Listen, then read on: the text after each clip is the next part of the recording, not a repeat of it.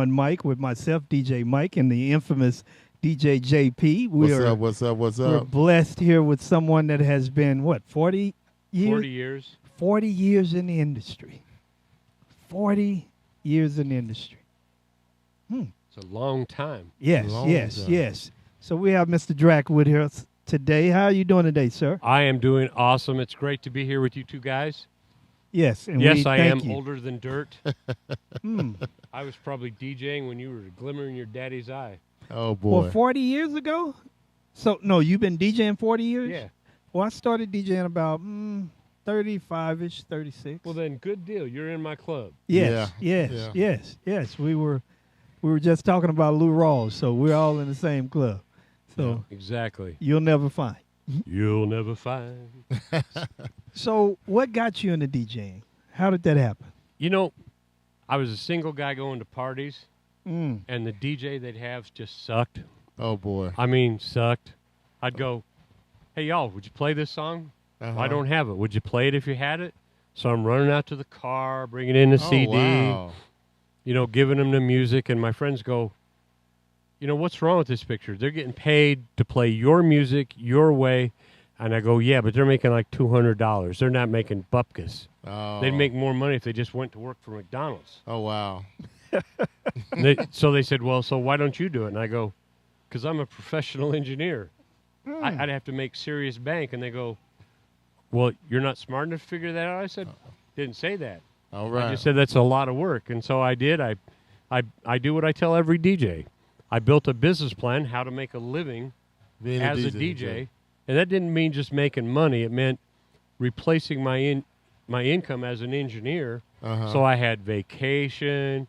I had money for insurance. And retirement, all that good stuff. Yeah, exactly. Okay. So how long? When did you start? When did you actually get into DJing? I mean, what year was that when you... I got into DJing initially in the 70s. I was a radio station DJ. And then, you know, I realized, I mean, I was in a mid-market station in Idaho. And I was making like $9 an hour in 1973. Wow. And I thought, like, you know, for a 16-year-old kid, that's good money. That's making bacon, baby. And then I'm talking to the morning guy, and I'm finding out he's making like $12. I'm going, $12? You know, this is great money for me as a kid, save for college. But and that kind of got me out of the whole radio game, unfortunately. Yeah. Because I'm going, this ain't no money. well, if the morning drive, because the two shifts that make money is the morning drive time and the afternoon drive time. And I thought, well, I'm not going to be the afternoon guy. And then, so I decided to change and pursue my career in laser engineering. But it's interesting because I worked at a semi-automated radio station. And I figured out how to make their automation machine sound like live music. Oh, boy. You know, was that engineering? Yeah, was it. You know, I go, let me see. I can put you know, because you have station ID, top and bottom of the hour. So I put that on one cart. And then I had, on the quarters is when you do personality or weather or whatever. So I put that on two carts, and then I just programmed it to play. Because if you know much about radio came out, and the PD, the program director, they gave you a color wheel. Told you what needs to be playing. On the 10s, on the 20s, on the, So I just said, well, this computer thing here's got a bunch of things, and that matches all of the varied cart carousels and reels. I said, I wonder if I can make the PD's clock work in this thing. And I was 16, so, you know. Oh, boy. I did, and it sounded live, so that meant I could invite girls down to the station. Oh, you know. I knew it was coming. That's it. What else happened? All y'all did it for the love of money. I mean, women. Love of women, you know. I knew it was coming. Well, see, what was funny was, you know, I was just an average guy in high school. And, you know, this is back when people had names, and I was Steve Diamond on the radio. Steve Diamond. But, you know, it's funny because all the girls didn't know, but they'd call in, and I'd be chatting them up. They'd show up at the station, and they'd look at me, and they'd go, who's this little kid? What? And I said, I'm your date for tonight. Yeah, I'm Steve Diamond. I like that. That worked really well until the station owner walked in one night. And he's like, what are you doing? Yeah, he said, what are you doing? But he had a few more colorful metaphors to throw in there. Couple but more anyway, superlatives. So I got out of that, jumped into engineering for about 15, 20 years. Then, like I say, I was going to parties and the DJ sucked, and I thought, I could do this. I'll build a business plan. I'll figure out how you make money. Not be one of these stupid guys making $200, but how to make money. How to make money out of this. That's right, and that's what I did. So did you figure it out? I did. What was your secret sauce? Huh? What was your secret sauce? The secret sauce is you make more money in front of the console than you do behind it. The secret sauce is you have to build a business plan that makes it real. So, I was charging $25-ish, $3,000, probably mid-90s. Mid-90s. What? Yeah. What city? Where were you at? Yeah, I was in Carlsbad, California. Oh, okay. Oh, no. Now, let me tell you. Everybody thinks, you were in California. Let me tell you, every broke-ass MFer ever gonna be, every wannabe actor comes to California, and they want to be a DJ because they think it's easy. They want to be a DJ. I thought they want to be an actor. Well, they do. Okay. But you can only perform at Denny's so long before you got to have something. And so, they become I can't drop my mic, but I want to. So what happens is, they become a DJ. And they DJ for nothing. Oh, boy. And so there's fierce competition. Yeah. Fierce competition. So and I was like one of 4 guys who was charging $2,000 or better. So how did you separate yourself from everybody else? Like Mike said, what was the secret sauce? What made you have the ability to do that and charge that abundant amount of money at that time? I stopped doing stupid stuff. See, most DJs do stupid stuff. If you're listening to this, if you charge per hour, you're doing stupid stuff. Wow. Because most people can do basic math. Okay. So y'all want to make a good fee, and you tell them $2,000 for 4 hours. They go, I'll pay my doctor that kind of money. $500 an hour. No. No, exactly. So how do you get it past them? I have a flat price. Okay. Because if you got a business plan, you all know, you know what? I got 42 Saturdays to make bacon and still have a life. Okay. So that means I need to make X amount of money every Saturday. Okay. And if they don't want to pay it, then I'm not doing it.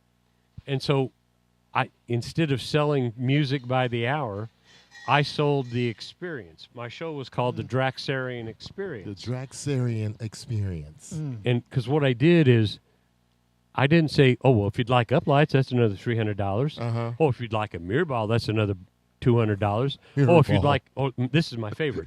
Oh, you'd like a subwoofer? And I'm going, stupid DJs, you don't charge for subwoofers. That's like saying, well, unless you pay me more money, I'm going to give you crap sound. One speaker.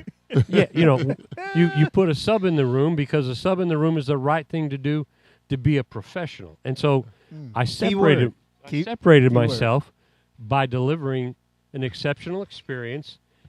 I could tell a client, look, if the photography runs long, y'all don't have to worry about that because I got it. Because I'm there for the duration. Why?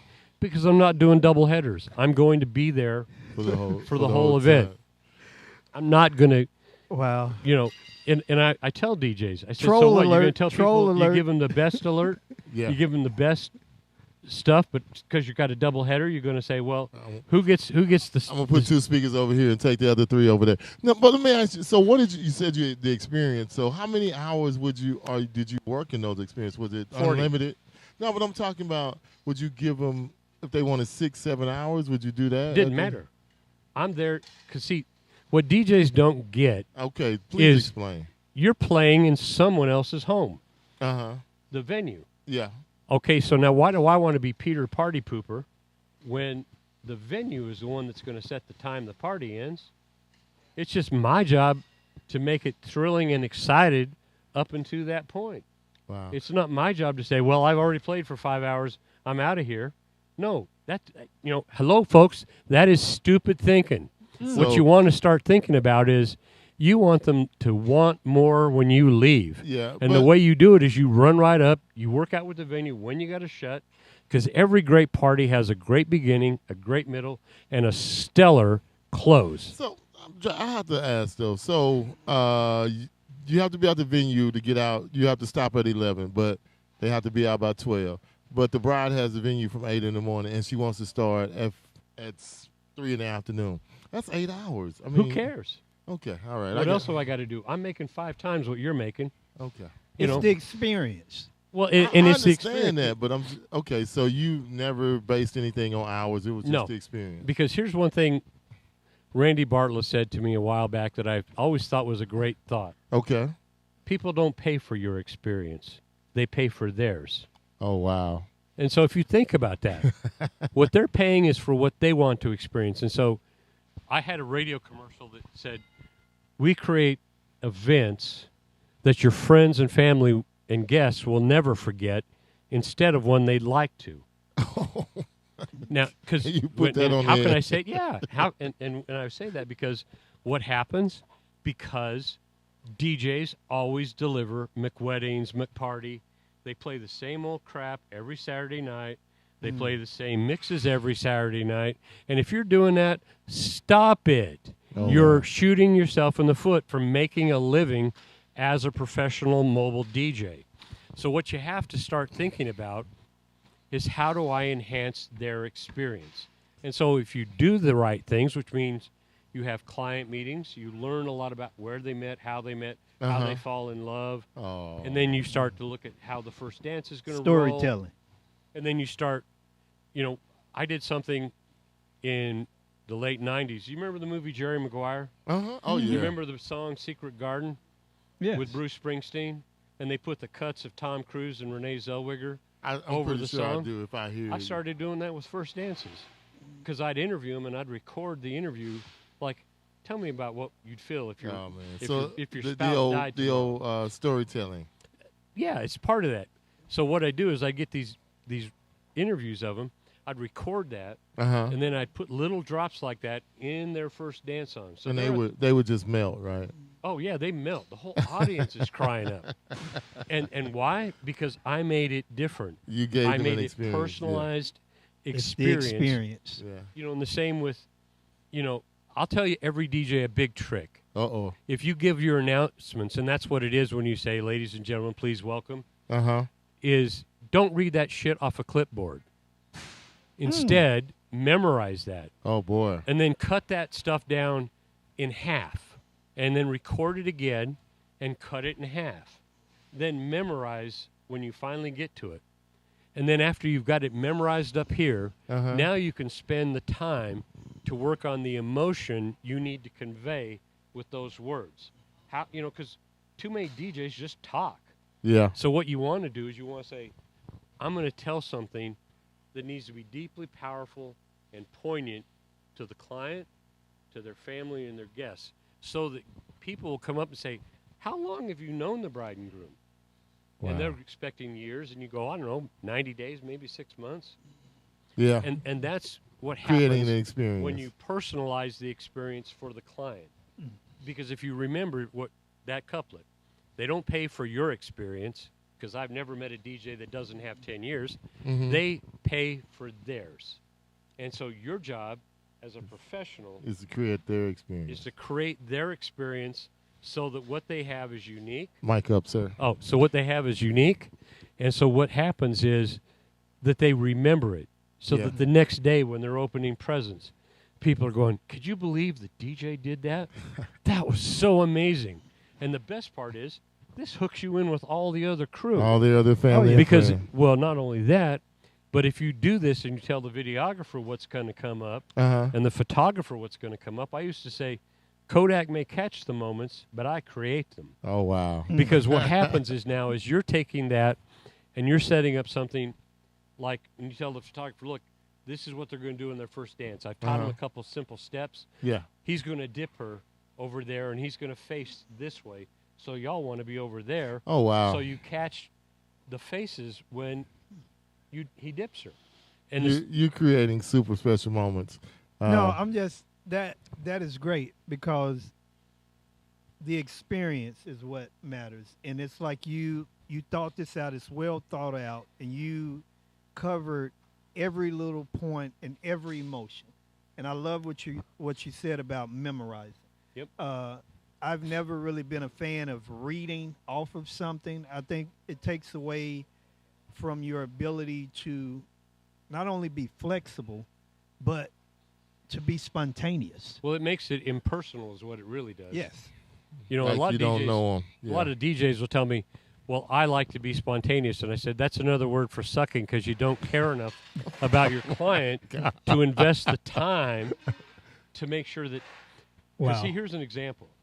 If I go into the room, Uh-huh. the music's playing, I race it up, then I drop it, and I'm out in the middle of the dance floor, and I say, "I'm Drax. I'll be your host tonight. Uh-huh. Welcome to Bill and Sue's reception." Now, what are they going to do? They're going to applaud. Yes. They're going to cheer. They're going to make the noise. I don't have to be some stupid, cheesy MC. Now, I want you to make some noise. Go. When I say noise, you say go. Go. Noise. Go. You see what I'm saying about that? And what happens is when you do this, the audience understands you control the room.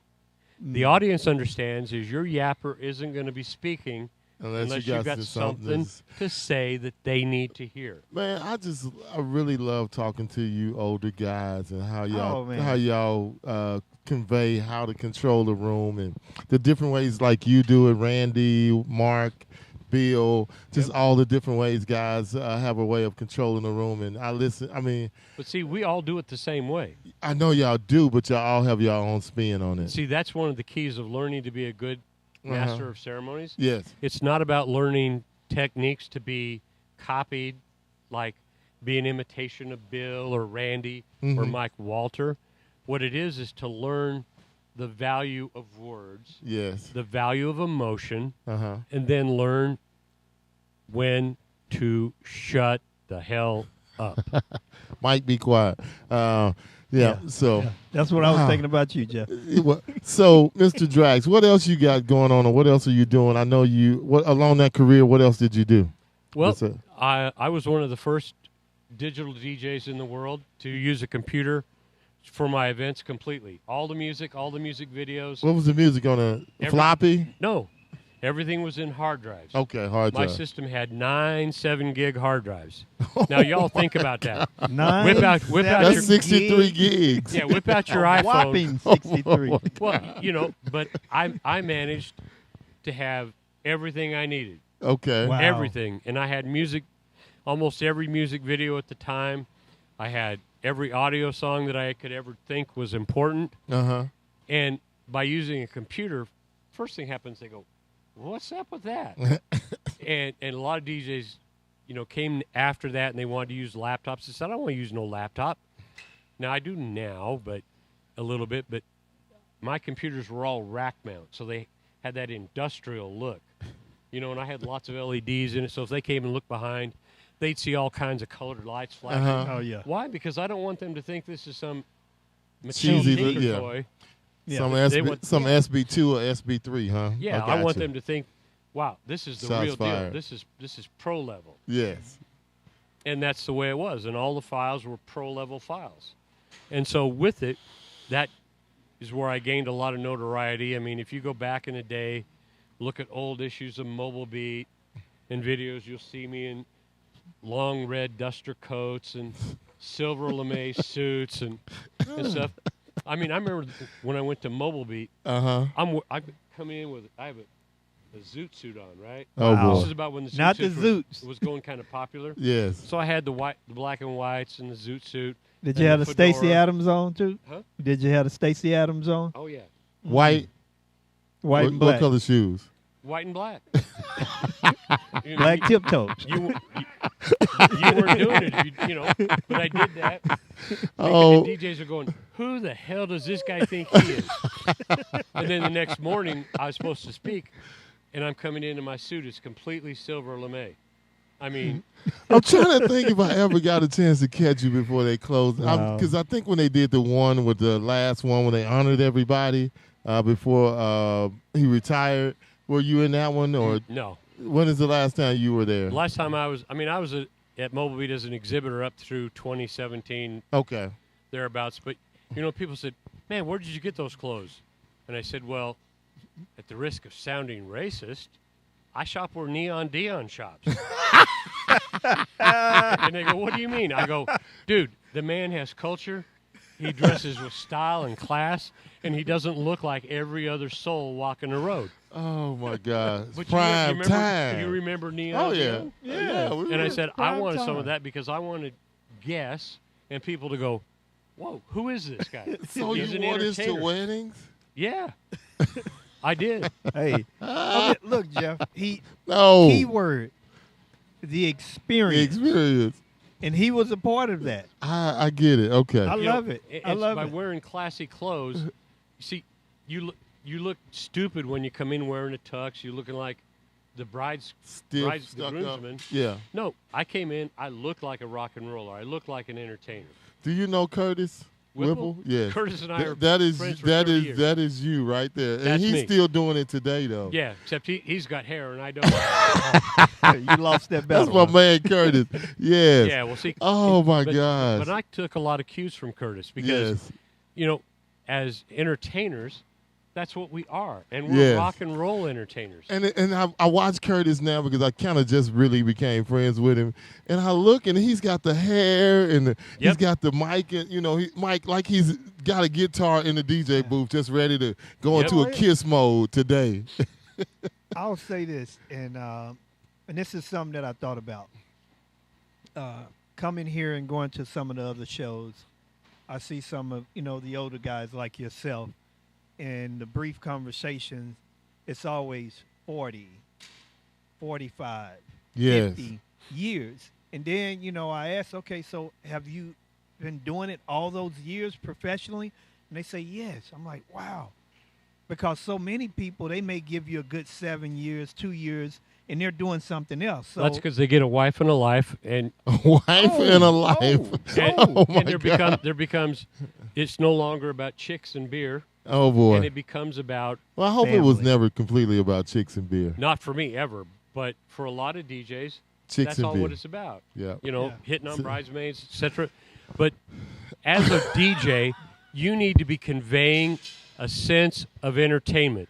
Definitely. Entertainment and cool just needs to drip out of your body. Drip out. yeah, So I need to You get need me to a red ooze. shoe with some. What's my favorite player that he used to play with the Mavericks? He still wears those black and white shoes to this day. Yep. Armstrong. If you ever see him on TV, he got on a suit. He got on the black tips, man. yeah. Daryl Armstrong. yeah, Daryl But Armstrong. Well, I so wanna- we don't want to hold you too long, but what else you got going on? What are you doing? Well, what Why are you always here? I was asked to be a part of ADJA, the American Yes, Disc Jockey yes. Association. Yeah. And then a friend of mine was running for president, and there was some kind of not desirable people running against him. And at that point, I had a lot of street cred because I was the digital DJ guy. Digital DJ. You know, I mean, I was pioneering technology people didn't Okay. know about. So I ran, and I got elected to the board, and I was like, okay. And the next thing I know, 2 years later, I'm president. Oh wow. Wow. And so I've been president for quite a while. Quite a while. And, you know, my goal is to help DJs to build and grow their business, to build a business plan so you make real money. Stop beating your ass up with making no money. Come join ADJ, learn how to make money, learn how to be better. Because I guarantee you, you all don't learn anything off of YouTube. YouTube University. Yeah, that's all crap. That's all crap because all you So all you tell do them is how they you can watch find you, how they can get into ADG. ADJA.org. If you're here at the show, we're over on aisle J, What booth? What's the booth number? 7-Eleven. Okay. Wow. wow. And so what you want to do, no folks. Slurpees. no Slurpee. But what you want to do is you want to learn from pros Yes. how to grow your business and how to become a force in your marketplace. And how you do that is by learning, and you don't learn on YouTube generally. Yep. Because the truth is, you don't know crap about the people you're watching. That's such a powerful statement. It seems like a small statement, but that's you're right. You don't know what they're doing, how it's working, and you don't even know if it's working for them. You just hear them saying And on especially YouTube. if you hear people tell you they're going to teach you how to be a $100,000 DJ. Yeah. Now, I'll tell you that same thing, but I'll work your ass into being a $100,000 You'll show DJ. improve. Okay. Because you won't advance until you improve, and you know anybody that tells you do this and pay me $100 and some a month or whatever, be part of my private circle, more than likely you're just paying their mortgage. And, because the reality is, well, I'm just telling you true, folks. The reality is it takes $100,000 is not a lot of money. Okay. When you actually run a business with a business plan, because you talk about having money for retirement, money for this, overhead, that, it's not a lot of money. Okay. But I can teach you how to build money so your kids will go to college, you'll live in a decent house, you drive decent cars, and you'll do it all by running your own company, your own mobile DJ entertainment experience. Wow. Well, y'all heard it here today, live from MEX, experience, the Entertainment Expo. From our conversation now, I just came up with something. I don't know if it's new or not, but I think we have DJ quotables. Yeah. Like tweetables and Oh, quotables. you have Drax so said, many quotables. yeah, we're gonna have to go. Yeah, Yeah. that was really good. And it's been Microphone. real. Yeah. Okay. And it's things that are needed. And if you can't respect and listen to someone that has done it, then you're bound to fail anyway. Absolutely. It's how I made my business. It's how I earned $250,000 a year. And you're a solo op, right? That's solo op. Wow. No multi-op. It's how I did it. Yeah. There's no secret except hard work and run your company the same way people run a Jimmy John's or another company. All right. I'm going to say this and we'll close out. In the words of Lou Rawls, you'll never find. You'll never find another love like mine. Man, we want to thank you, Drax. Thanks, Drax, a veteran. 40 years in the business, y'all. One of the best. One of the best. ADJ.org. Yes. ADJA.org. Peace. Peace.